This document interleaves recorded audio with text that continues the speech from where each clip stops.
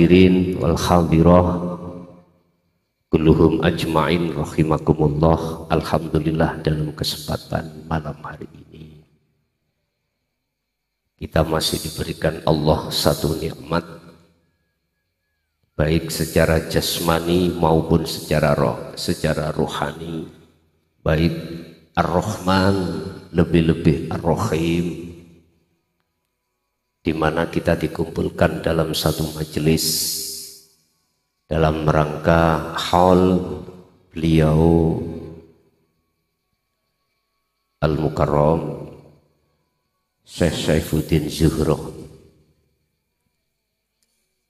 yang ke-20, 23, dan juga tidak ada kata yang pantas kami ucapkan pada kesempatan malam hari ini kehadiran Allah kecuali rasa syukur kami dipertemukan saudara-saudara yang melebihi dari saudara kandung saya yang selama berpuluh tahun tidak ditemukan.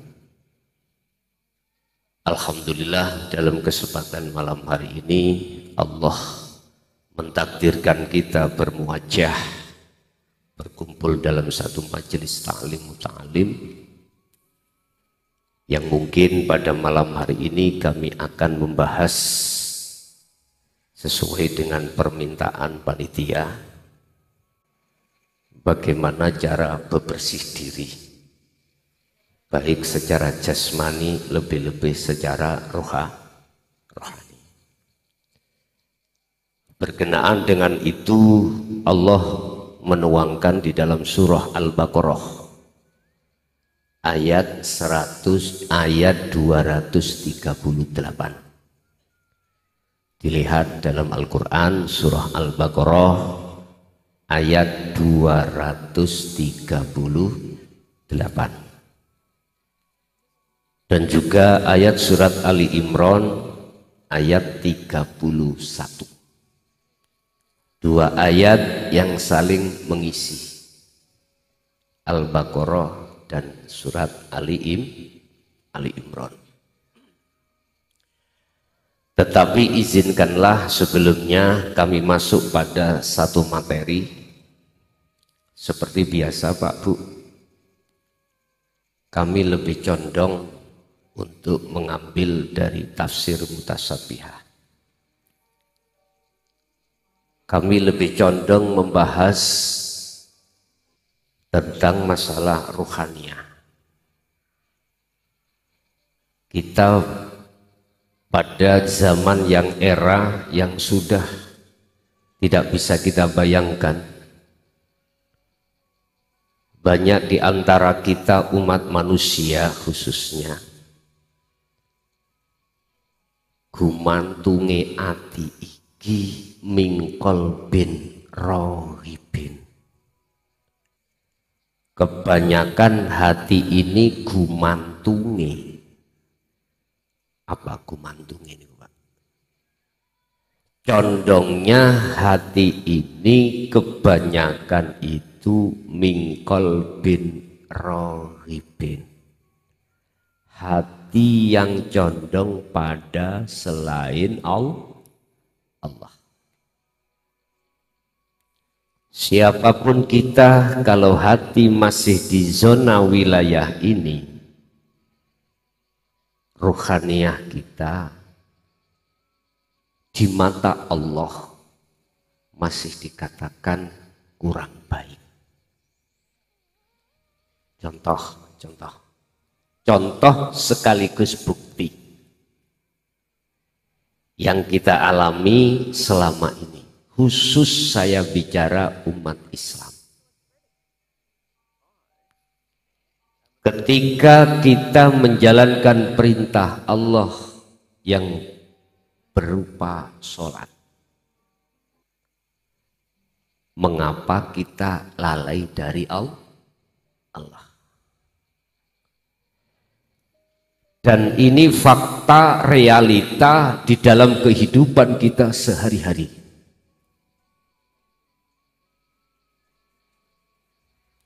Dan ini tidak bisa kita bantah. apapun status kita, apapun kedudukan kita, shallu ala Nabi Muhammad, Allah nggak bisa kita bohongi. Hati kita tidak akan pernah bisa bohong. Mengapa demikian? Nah ini. Terus solusinya bagaimana? Ini. Lewat Al-Quran kami tidak menyalahkan, enggak. Lewat Al-Quran Allah memberikan solusi. Urusan umat ini mau menerima atau tidak, itu bukan urusan kami, bukan urusan Allah. Yang jelas didatangkannya wahyu-wahyu Allah ini semata-mata asbabun nuzulnya sebab rohaniah kita masih dalam keadaan di mata Allah kurang baik. Mohon maaf Pak. Jadi ini kita langsung live. Yang mendengarkan kita itu tidak hanya di luar istana, di dalam istana pun juga mendengarkan. Dan ini nanti setelah penjabaran materi, kami akan buka tanya jawab secara umum. Itu tergantung panitia. Sebab apa yang kujelaskan nanti, aku yakin di antara jamaah ada yang kurang paham, langsung tanya. Biar kita pulang clear, nggak ada dusta di antara kita. Setuju Pak ya? Nyantai mawon, ngaji iki nyantai, walaupun 3 jam. Biasanya jam berapa Bapak Ibu kalau 24 jam. Nggih ngeten iki nggarakno kiai cepet bongko ngeten iki. Nggih. Wis sak cukupe mawon nggih. Materi kita jabarkan, nanti dikembangkan tanya jawab.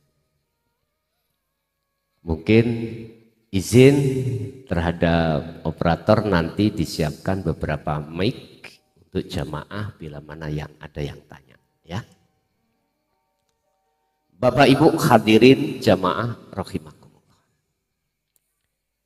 Sebelum kita masuk di dalam substansi ayat yang kujelaskan di atas tadi, ada password atau kata kunci.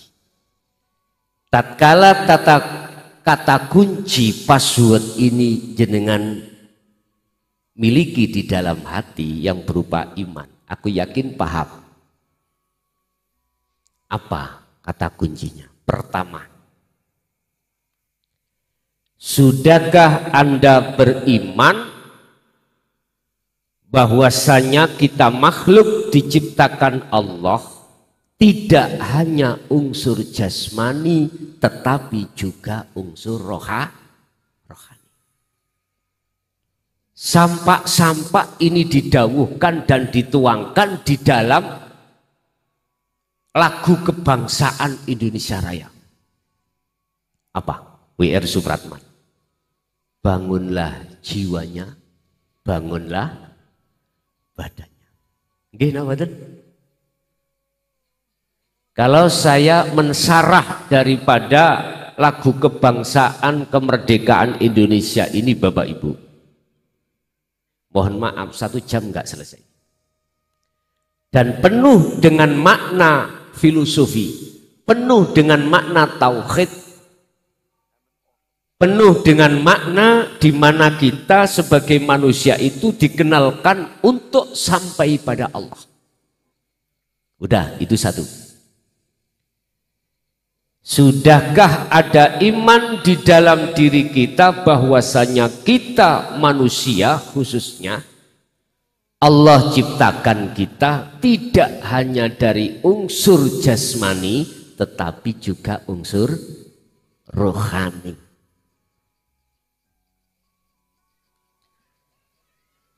Jasmani kita Allah ciptakan dari saripati tanah, nanti akan kembali ke tanah ketika saat kita sudah sampai pada waktu kullu nafsin dha'iqatul maut. Nggih napa? Ada umat Islam yang meninggal di Penteng ning Cagak? Ada enggak di sini? Enggak ada Pak ya? Pasti dikubur di tanah. Lah terus ruhaniah kita bagaimana?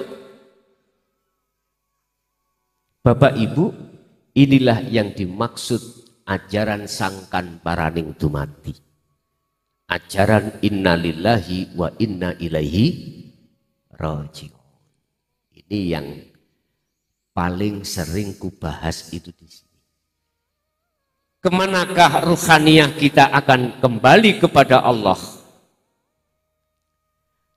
Allah tidak akan menerima satu ruhaniah di dalam rahmatnya jikalau di dalam diri kita, ruhaniah kita masih teringgapi, terindikasi dengan unsur syirik khafi.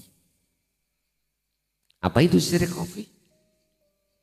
Syirik yang banyak umat Islam gak bisa mendeteksi. Syirik yang beriman selain Allah. Contoh.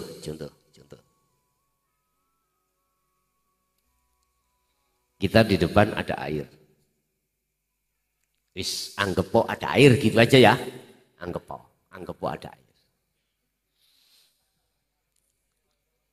Padahal kula nggih setengah ngelak. Betul apa? Anggap aja di depan kita ada air. Ini contoh syirik khafi. Kita beriman dan yakin dikarenakan ada dasar dalil akli secara akal. Air bisa mendatangkan rasa segar, juga bisa menghilangkan rasa haus. Gimana? Siapapun kita akan beriman itu. Akal kita yang memberikan petunjuk. Kalau air itu bisa menghilangkan rasa haus. Buktinya kalau saya tidak minum air, hausnya masih tetap. Sampai sekarang Pak. Sampai sekarang. Loh, ini contoh. Tatkala iman saya jatuhnya pada air yang bisa menghilangkan rasa haus secara pandang sudut ilmu tauhid. Mohon maaf. Itu kita masih syirik khafi. Padahal Allah sudah katakan innahu bikulli syai'im muhit. Kak ngunune lho apa jenenge apa itu? Sampeyan jalan dukur po tolong. Niki le. Papane lah. Kula nulis piye? Mohon dibantu. Yes, begini Pak, saya kalau berdakwah itu sampai di luar pulau Palembang, Kalimantan, Lampung, Sumatera. Yes, saya minta untuk disiapkan.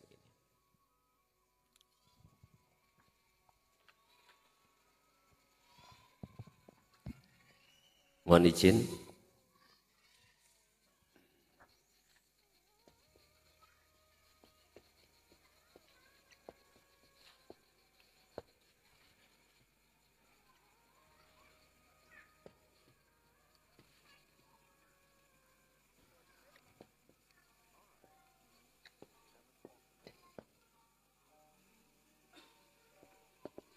Surat apa Pak ini Pak?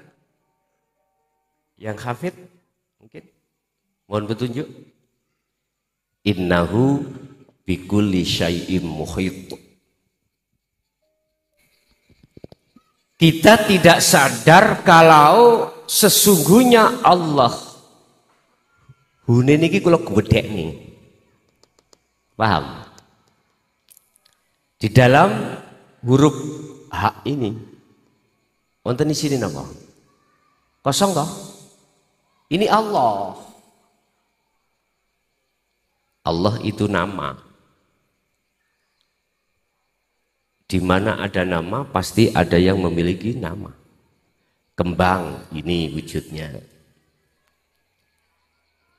Meja ini wujudnya. Meja itu nama. Kalau Allah udah diem, nggak boleh ngomong. Itulah puncak ma'rifat nanti. Innahu sesungguhnya laisa kamislihi syai'un. Allah bahasa syariat. Bikulli syai'in iku mukhitun. Khabar dari inna. Sesungguhnya Allah itu meliputi atas segala hal apapun termasuk air.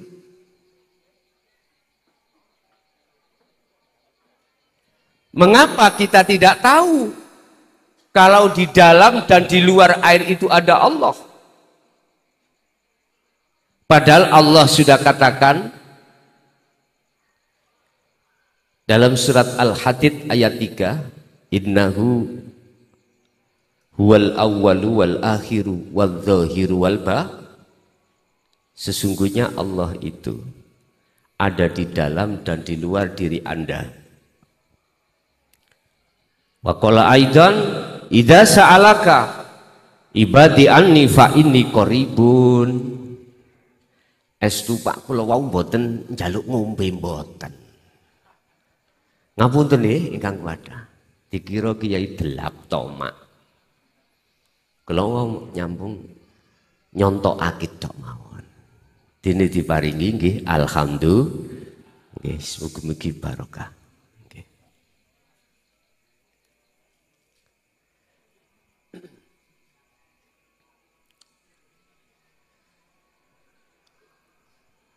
Kuwatah banget ya. Kalau boleh kelingan teng Lumajang.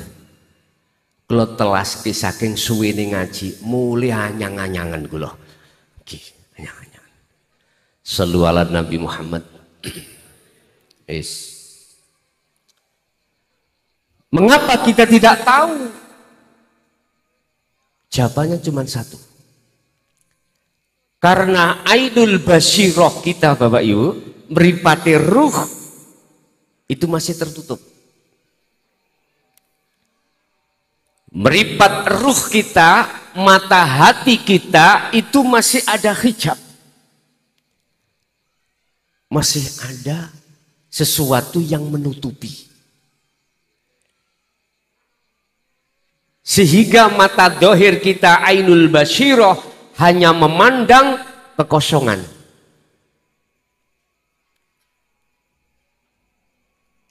Oleh karena kita bicara wujud, maka yang tampak, yang nyata, ainul basyariyah kita adalah air.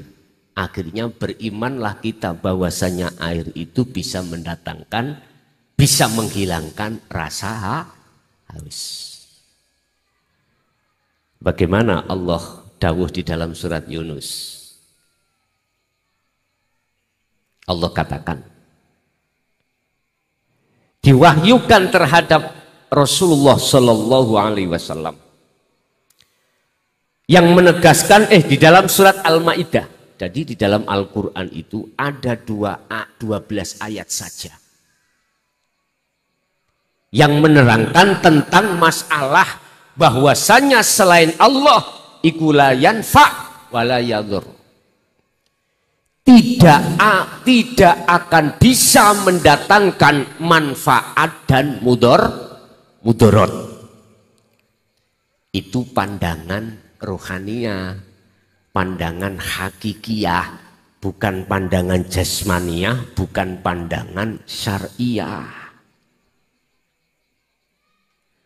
Oleh karena pandangan rohaniah kita masih kegolong rohaniah yang buta, yang tertutup, yang terhijab, maka yang tanpa, yang nyata adalah air.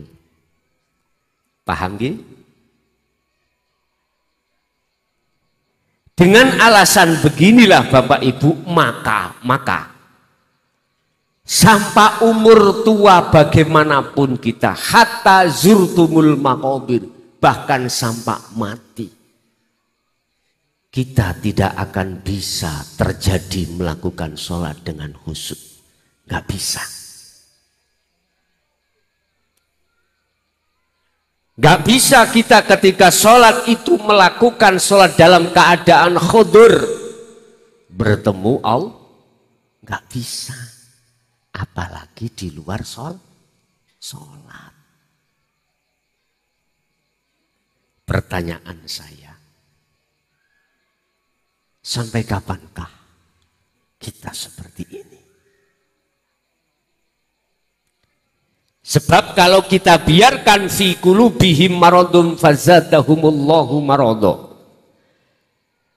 Kalau tutup atau penyakit di dalam surat Al-Baqarah Allah katakan, itu penyakit. Jikalau tidak lekas kau operasikan, tidak lekas kau bawa ke dokter spesialis, maka penyakit itu tidak bisa sembuh, bahkan menjadi kambuh.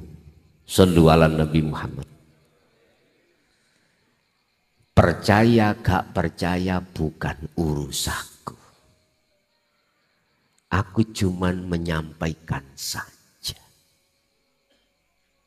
Ingat, manusia Allah kasih dua mata, satu mata jasmani, dua mata rohani. Mata jasmani kita Allah ciptakan untuk melihat sesama makhluk, sehingga disebut hablum minan nas. Ajaran itu ajaran syariat.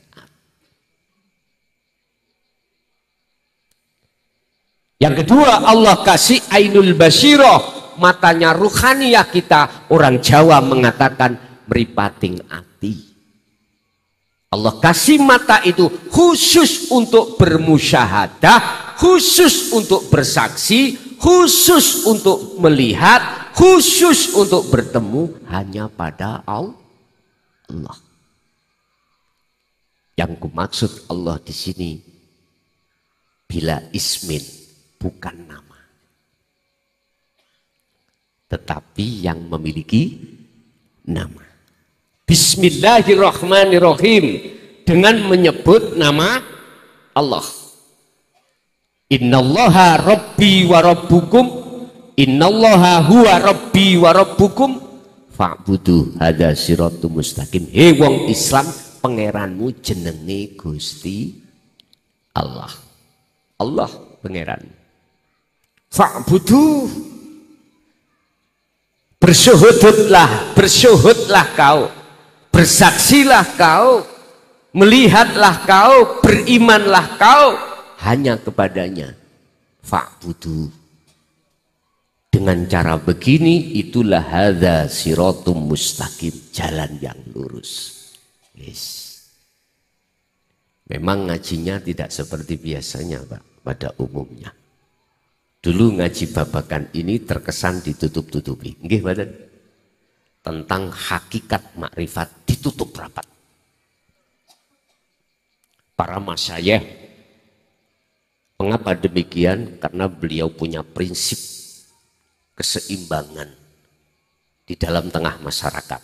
Biar tidak menjadikan fitnah, maka boleh dikaji di tempat khusus. Itu pun kita mendapatkannya, bertaklim dulu itu adalah mendapatkan bil kinayah, bil isyarah, dengan isyarah. Akhirnya jenengan bingung. Gimana? Bingung. Sama. Saya 76 juga begitu.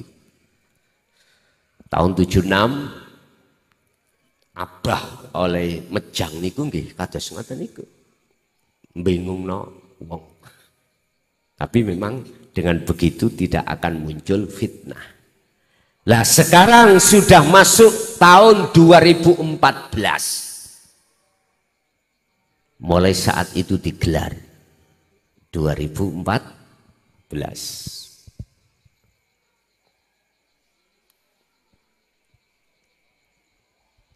20 dan 14. Rujuk di dalam Al-Quran. 20 surat keberapa? Surat apa? Surat ke-20. Ternyata kita lihat adalah surat Toha. Konten namanya Cak Toha ini.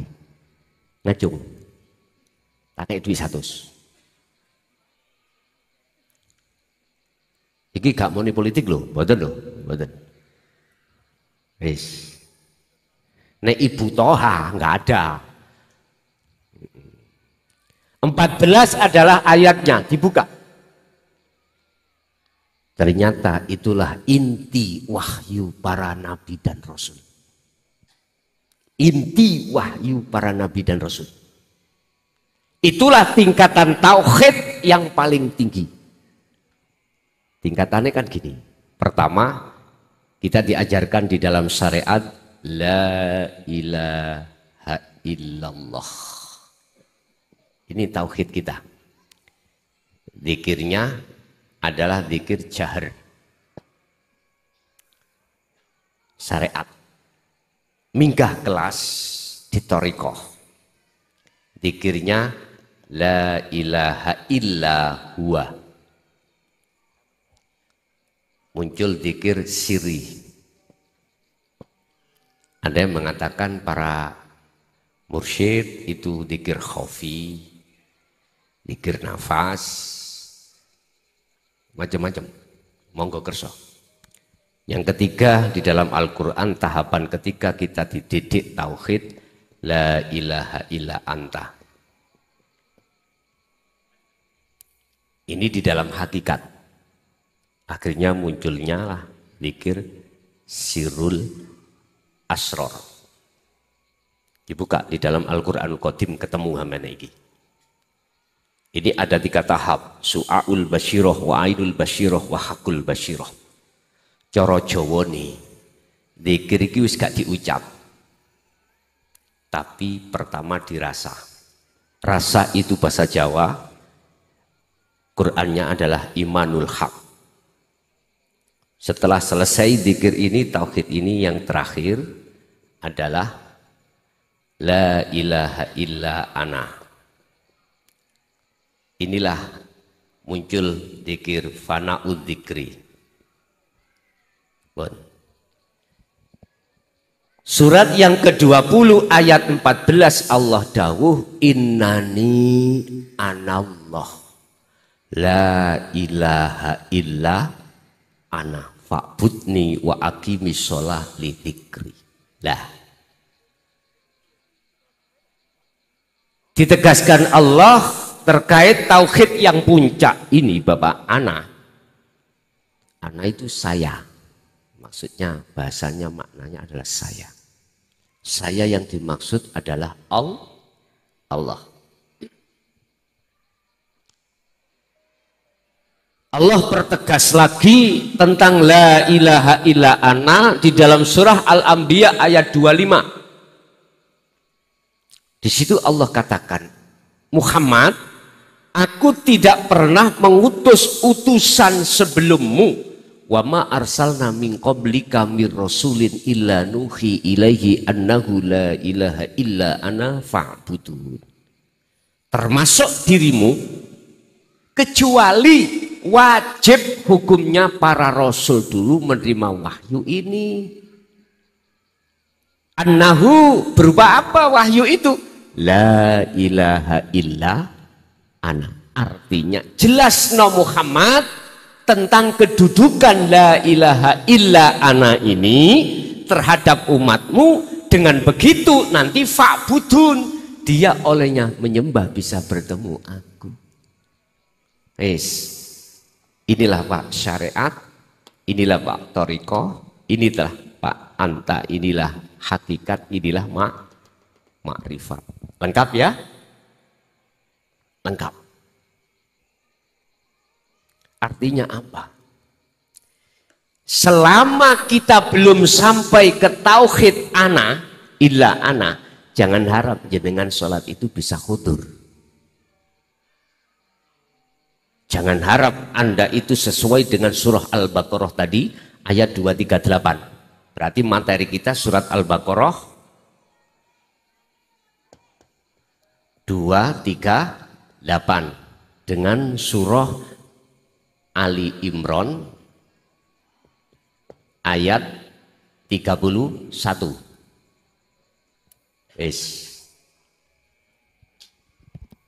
Saya ulang. Siapapun kita, apapun status kita, apapun. Jikalau ruhaniyah sampai niku belum sampai ke tauhid la ilaha illa ana pengajarannya dan pengamalannya, maka jangan harap kita waktu sholat bisa khudur pada Allah. Jangan harap.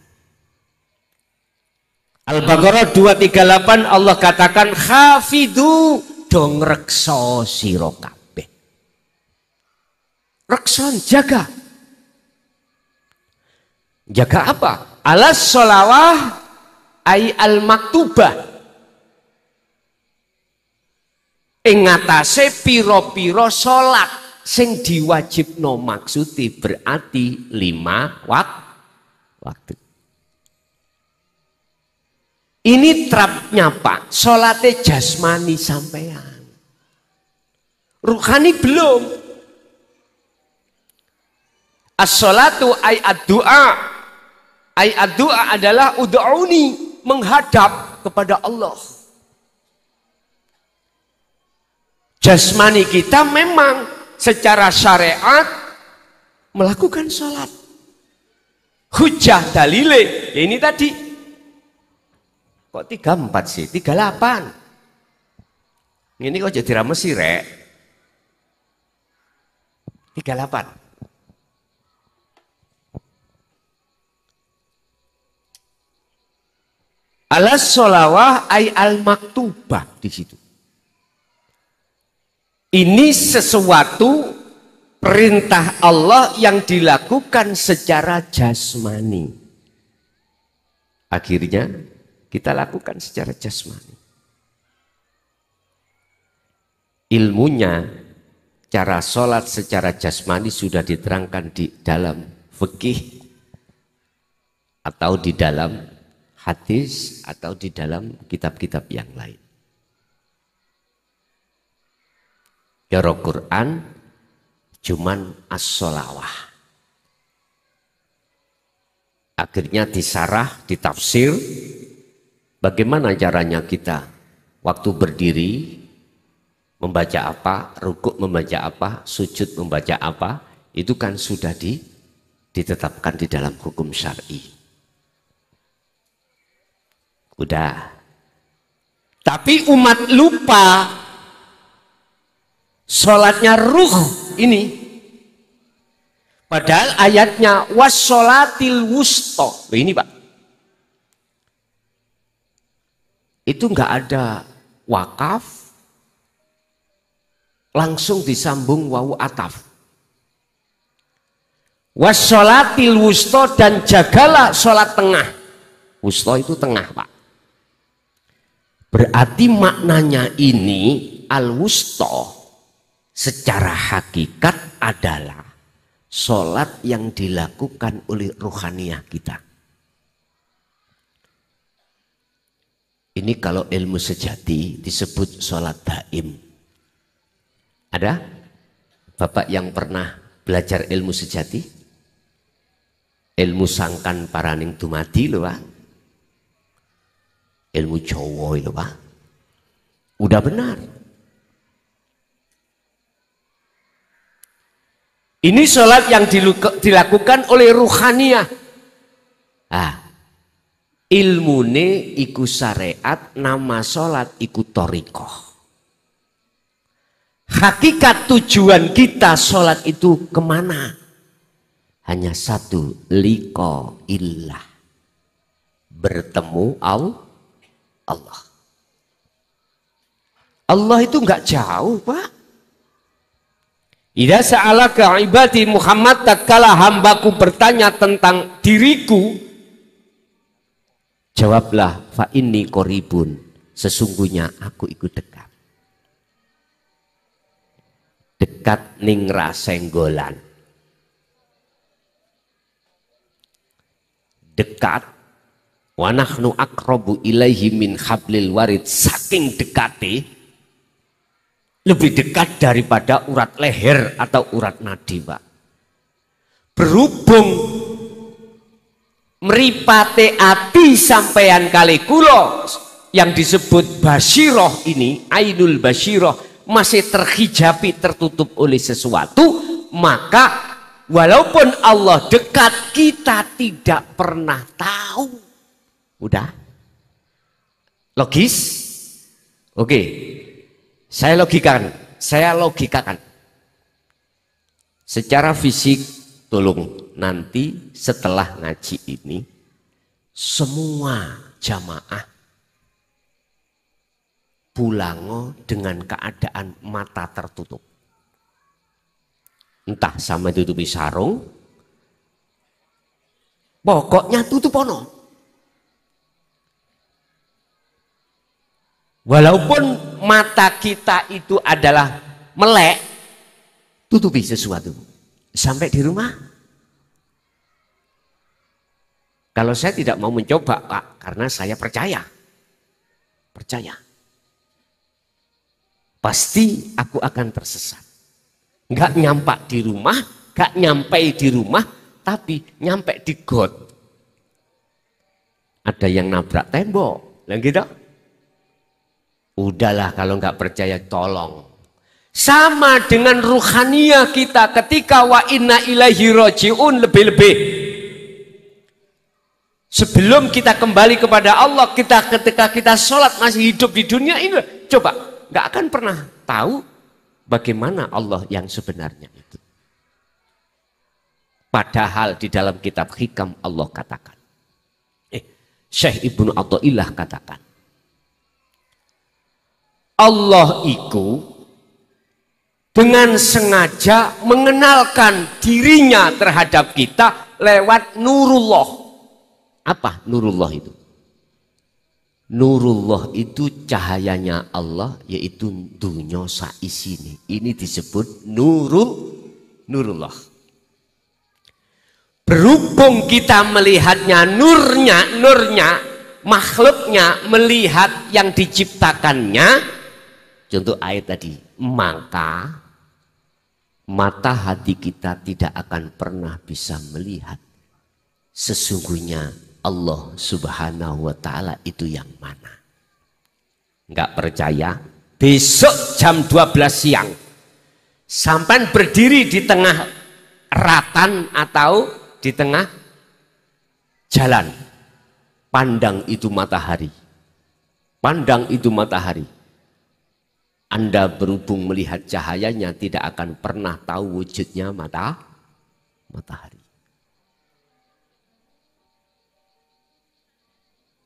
Selama kita masih beriman hati kita terhadap selain Allah, yaitu makhluk nur tadi, nurullah tadi, ya.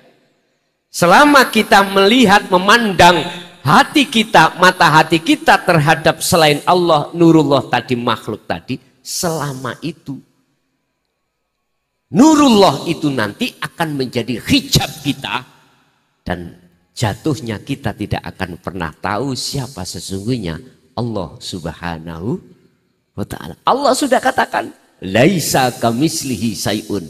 Jikalau kau ingin tahu wujudku, laisa kamislihi sayun, Anda tidak akan pernah bisa menyerupakan dengan sesuatu yang lain.